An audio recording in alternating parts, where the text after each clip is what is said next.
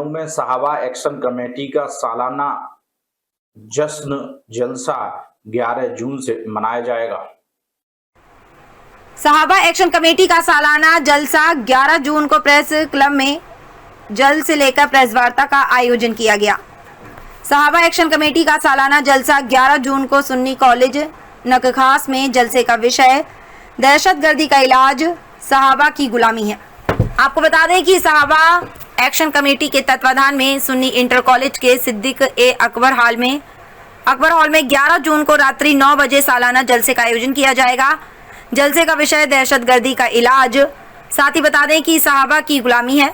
यह जानकारी सहाबा एक्शन कमेटी के अध्यक्ष अब्दुल वहीद फारूकी ने उत्तर प्रदेश प्रेस क्लब में आयोजित एक प्रेस कॉन्फ्रेंस में प्रेस को संबोधित करते हुए दी। उन्होंने बताया कि सालाना जलसे की तैयारियां पूरी हो चुकी हैं। जलसे अपने तय वक्त पर 11 तारीख को रात्रि की नमाज ईशा के बाद 9 बजे होगा।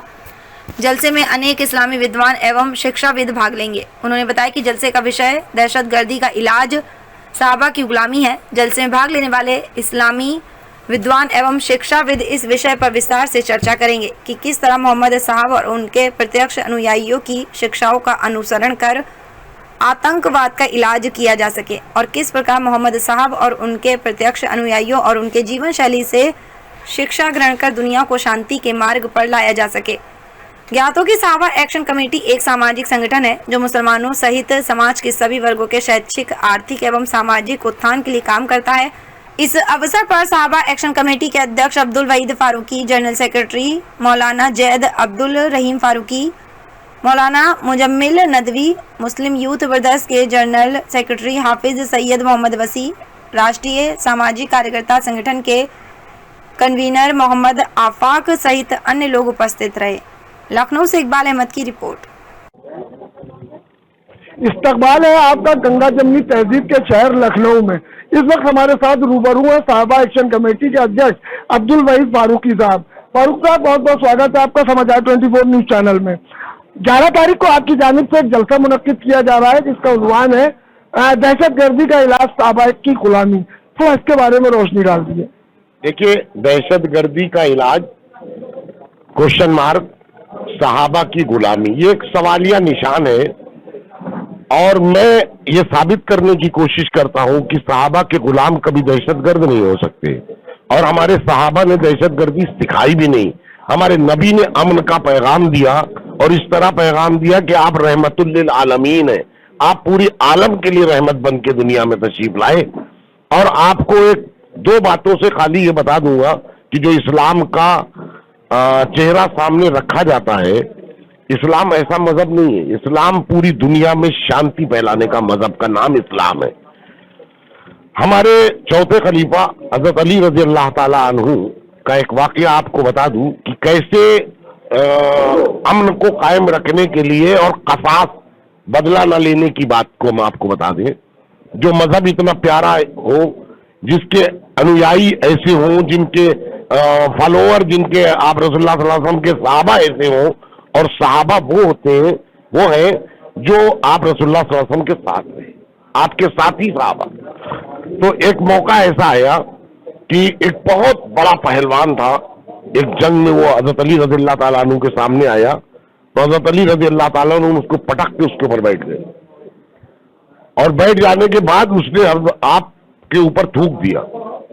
आप उठ गए, आपने उसको छोड़ दिया, कहा मैं तुझे अगर अब कत्ल करूंगा तो ये मेरा पर्सनल मामला हो जाएगा, मैं इस वजह से तुझे छोड़ रहा हूं।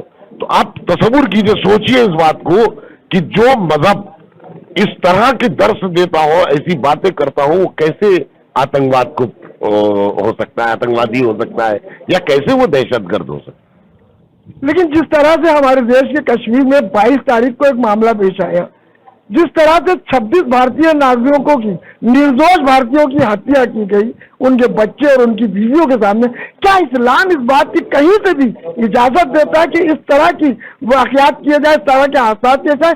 कहीं इस्लाम में इस तरह की इजाजत है? जिस तरह से कश्मीर में भी मामला आया, 26 निर्दोष भारतीयों की हत्या की गई, निर्मम हत्या की, क्या इसमें इस्लाम ने कहीं इसका समर्थन किया, सपोर्ट किया है? देश के एक एक मुसलमान इसके खिलाफ खड़ा हुआ है। कश्मीर का एक एक शख्स इसके खिलाफ खड़ा हुआ है। मैंने पहले भी कहा, फिर कह रहा हूं कि दहशतगर्द का कोई मजहब नहीं होता है। आप लोग इस बारे में क्यों नहीं बात करते जो अलीगढ़ में हुआ है? मैं बात कर रहा हूं दहशतगर्दी की। अलीगढ़ में जो मॉब लिंचिंग हुई या और जगह पे जो हो रही है, वो भी तो दहशतगर्दी है, ये भी तो दहशत फैलाने का काम है।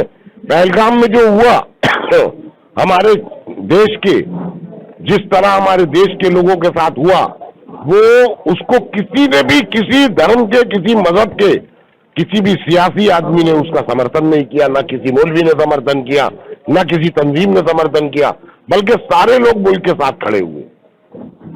आपने एक अभी बात ये कही कि जिस तरह से अलीगढ़ में हुआ, ये आप बिल्कुल बात सही है, दुरुस्त है कि जिस तरह से कश्मीर जो घटना हुई, एक साथ एक कांधे से कांधा मिलाकर पूरे देश की जो 140 करोड़ की जनता थी वो पूरे देश के साथ खड़ी थी।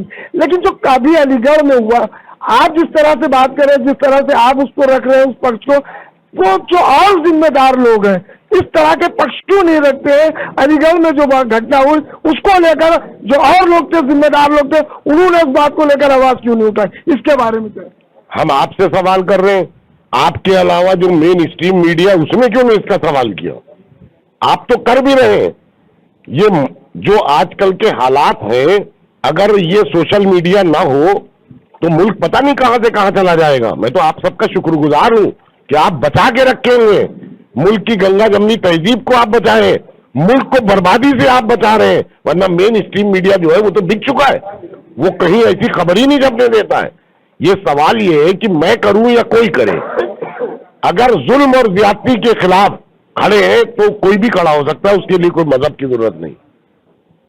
वही भाई, कहीं ना कहीं देखा जाए तो 22 तारीख को घटना हुई थी, इस देश का मुसलमान भी बहुत शर्मिंदा होता है जब इस तरह के वाकयात हो आते हैं।